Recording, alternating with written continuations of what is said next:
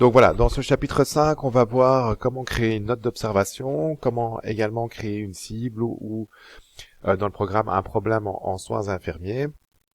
Et donc pour créer une note d'observation, vous devez vous rendre ici dans Dossier de soins, donc tout l'aspect administratif au niveau des soins infirmiers.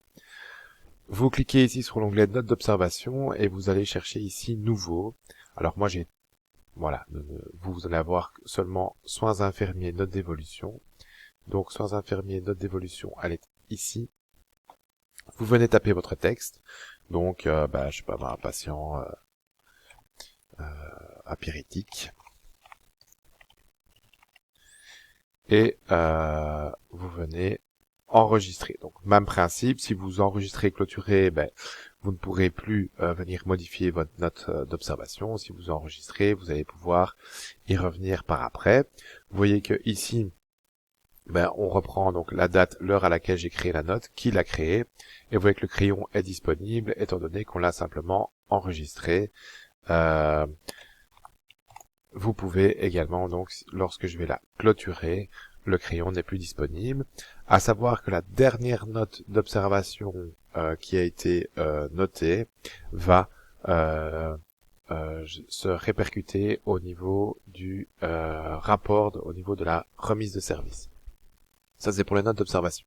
Si maintenant vous voulez venir mettre un problème en soins infirmiers ou une cible, à ce moment-là, vous allez dans Démarche en soins. Démarche en soins, vous créez sur Nouveau, et là, vous arrivez directement sur les problèmes en soins infirmiers. Donc là, le système, ici, on est dans le DAR. Donc ici, la donnée, c'est votre problème. Donc, par exemple, un patient qui est dyspnéique. Là, le dossier vous donne directement des actions à entreprendre vis-à-vis de ce problème. Donc, on est plus dans dans la donnée. Ici, on est dans l'action. Donc, l'action, ce sont les soins qui sont liés au problème. Donc, ici, on est face à un patient dyspnéique. On voit que le statut de dyspnée est présent. Aider à maîtriser l'anxiété, ok, ça vous paraît judicieux de le mettre.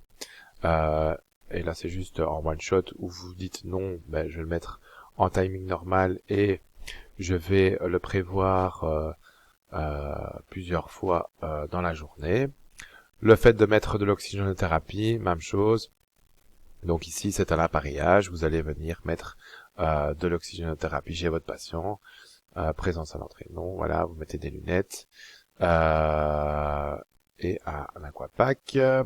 Suivi de la fréquence respiratoire.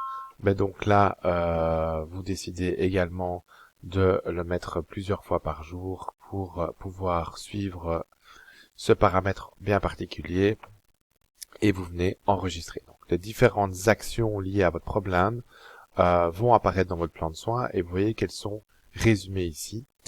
Donc, le problème, il apparaît ici. En soins infirmiers, c'est la dyspnée. Les actions, elles apparaissent ici. Le résultat, vous pouvez venir cliquer sur le R et venir renseigner vos résultats. Donc médecin appelé, saturation remontée à 92% par exemple. Et vous venez enregistrer. Le fait qu'il y ait un problème de soins infirmiers ou une cible active va également venir se répercuter au niveau du document de remise de service. Vous pouvez également avoir la même démarche pour la donnée. Donc, si vous voulez compléter,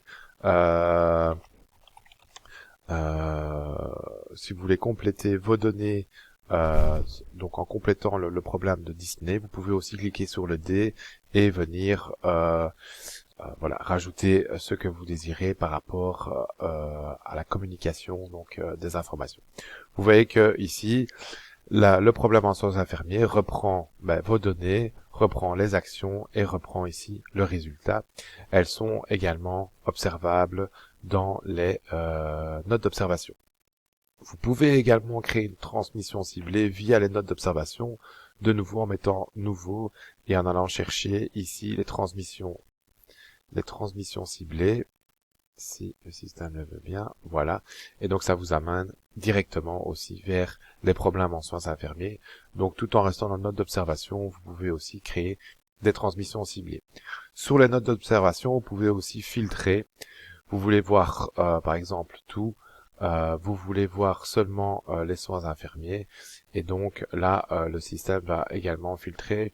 Je vous invite à la laisser comme ça, parce que l'ensemble des professionnels vont venir mettre des notes d'observation dans cet onglet-là, que ce soit médecin, kiné, ergo, diététicien, et donc il est important d'avoir un maximum d'informations par rapport à cela.